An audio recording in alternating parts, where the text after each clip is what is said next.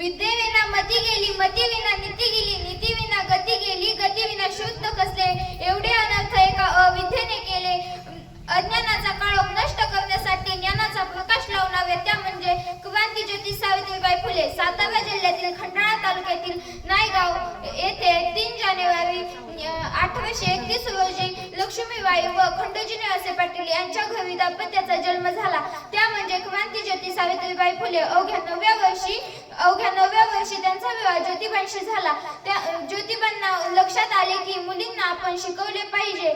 मुलींना फक्त चूल आणि मूलच माहिती होते. मग त्यांनी स्वतः आधी सावित्रीबाईंना काना, मात्रा, वेलांटी असे शिकवले व पुण्यात पहिली शाळा भिडेवाड्यात काढली. त्या भारताच्या पहिल्या शिक्षिका बनल्या. त्यांच्या अंगावर लोक शेण दगड फेकत पण त्या डगमगल्या नाही. त्यांनी जिद्दीने काम केले. त्यांचा काव्य फुले हा संग्रह प्रसिद्ध आहे.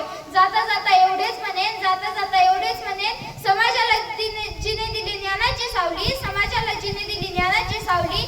धन्य ती क्रांतीज्योती सावित्री माऊली, धन्य ती क्रांतीज्योती सावित्री माऊली. जय हिंद, जय महाराष्ट्र. धन्यवाद.